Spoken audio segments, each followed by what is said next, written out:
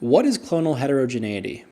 Greg asked me, make some comments about how genetics matters when it comes down to treatment. And Leaf already alluded to this with this particular graph. Each one of those colors represents what we call subclones. Okay, so that's what you can think of them as like mini tribes within the myeloma. So if we take 100 cells from a myeloma bone marrow, there's some that have this feature, some others have this other features. However, there are two things that are critically important about this. Number one is these cells are a lot more alike than they're different. This is like those games they show you two pictures and they say find the difference. That's what this represents. So they're tiny differences, but they can make a world of a difference in how someone responds to a treatment or not. So that's number one. Number two, I'm gonna change this graph into something different. What we see is that some of them come and go depending on what treatment it's applied to a person. But there are some things that always stay with that myeloma cell. And now that's what I show by that little black dot in the center. That's kind of the soul of the myeloma cell, a soul we don't like. That may be a translocation. So if someone has a myeloma that is 1114, every single one of those cells is going to be 1114. There's going to be tiny different changes that make those cells different. Now, why do I tell you all of this? The point of this, which Leif alluded to, is because if you press in one area, then maybe there's the opportunity to escape in another area. Our current thinking is that we need to be more encompassing of trying to block all the exits for the cells. And that's, in our mind, means usually go with 3 drugs instead of 2 drugs, and usually treat for longer and try to treat for deeper. That's a very, very important concept. So that's one of the reasons why we like to think about these concepts. Now, how does this matter? You're a patient, you're saying, well, how does this matter? Like, this is a great example of opportunities and diversity and how the cells can adapt. Because if you have cells that have all sorts of little changes, there could be a few cells here that maybe are not going to respond to Revlimid. And if that person is placed on Revlimid, all these other cells will go away, but those that are Revlimid refractory are going to start growing and taking over. So what this variability or diversity or heterogeneity gives is the myeloma cells an opportunity to still persist despite treatment. That is what we're trying to overcome. And actually, Greg asked me to show this slide, which I sometimes show when I talk to doctors, which is the story about the lion and the gazelles. And as you know, this is an African story that every morning they both wake up and the gazelles say, we have to start running and be ready to run because the lion is around. And they know they just cannot be as slow as a gazelle. And the lion wakes up and goes, I need to start running. I don't need to be that fast. I just need to catch a slow gazelle and I'll eat. And they eat, of course. But what happens is over time, over millions of years, the gazelles are still there because the lion needs to run as fast as a gazelle. And that's what we're trying to do with the design of myeloma clinical trials. We're trying to get ahead of the very fastest gazelle. And that's what we're trying to do with a combination of drugs and treatments. Myeloma cells in a patient are very variable. So I want you to think of myeloma cells like a bag of M&Ms, that you have all the different colors, and even though they all taste like chocolate and they're all the same type of candy, you have different colors. And multiple myeloma does the same thing. You have all these myeloma cells that are abnormal plasma cells, but there's going to be different subgroups of myeloma cells within your own body that are going to have distinct mutations. And sometimes you might see certain mutations in a group of those cells. Sometimes you might see mutations in all of the myeloma cells. And sometimes you might see some groups of myeloma cells that don't have any mutations. So that's what we call, when we do studies in myeloma, heterogeneity. It just means that the myeloma in a patient is not, all of the myeloma cells in a patient tend to have variability, and they're not all the same. And the same thing applies for patients. The myeloma in one person is not going to be the same type as the myeloma in another patient. They all have their distinct characteristics and features. What is a clone? A clone is a cluster of cells. Whenever we talk about clones in myeloma, we talk about subgroups or subtypes.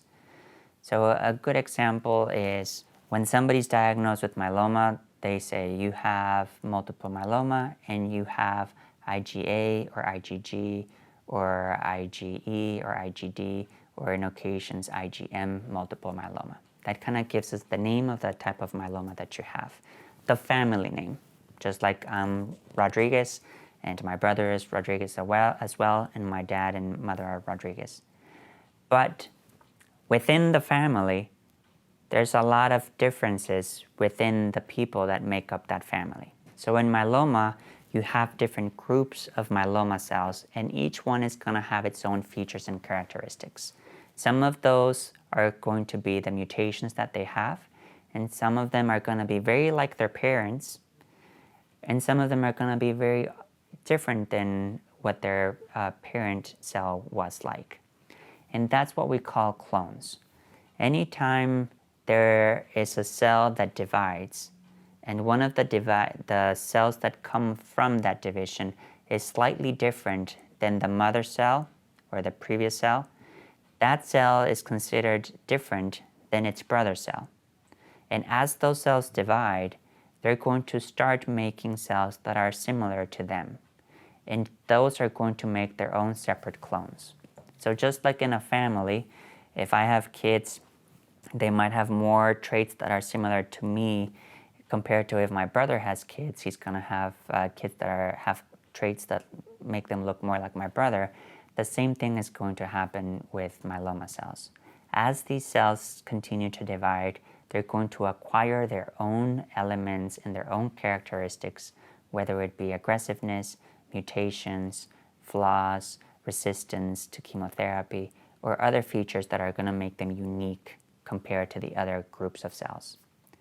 So in myeloma, we always have different clones of cells. And some clones can be the dominant clone, and a lot of the times a dominant clone suppresses other subtype of myeloma cells within a patient. And if that dominant clone is killed, there is a possibility that one of those smaller clones can take the lead and become the dominant clone down the road or at the time of relapse. But it's important to monitor all the different types of clones in myeloma because we could sometimes be treating somebody and targeting a large dominant clone, which is very easy to treat, while one of the clones that has been there just hiding or harboring could be a more aggressive clone that if we allow this clone to grow, can actually be more aggressive and harder to treat.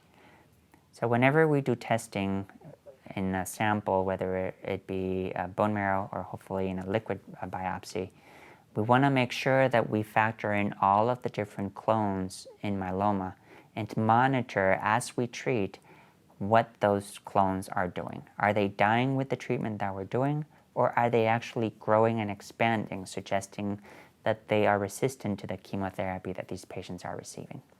How many clones exist in someone's myeloma? Clones in multiple myeloma are going to depend on where in the disease we're sampling. In early stages of the disease, like MGUS, we might just have one clone of normal plasma cells or myeloma cells. And the thing that triggered that clone to turn into MGUS was probably a mutation, a driver mutation that caused a healthy plasma cell to be abnormal and turn into MGUS. Future driver mutations can then transform that MGUS clone into more aggressive cells that are going to cause proliferation of the cells and expansion of the clones. And when I say expansion of the clones, it means that as the cells multiply, you're going to be obtaining new mutations, and you're also going to have a more diverse type of mutations the more cells that you have. That doesn't mean that those clones are going to stay forever. If you achieve a remission after induction therapy and transplant, there's a probability that you might stay with just one or a few amount of clones, and one of those or some of those clones are then going to be the culprits for relapse.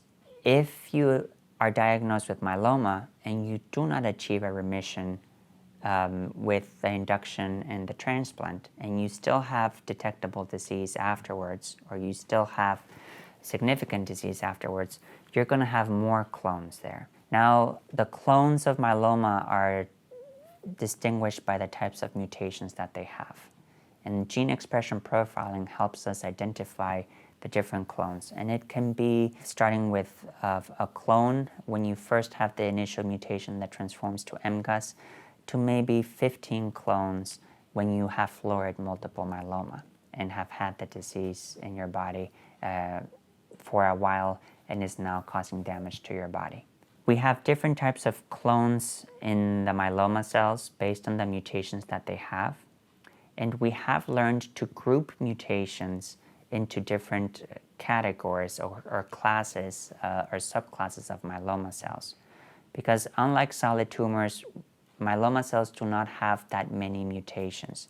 They can be between the tens to the low hundreds mutations within a myeloma cell. That doesn't mean that all of the mutations are going to be causing the myeloma. Only driver mutations are the ones that are going to cause these myeloma cells to proliferate and grow.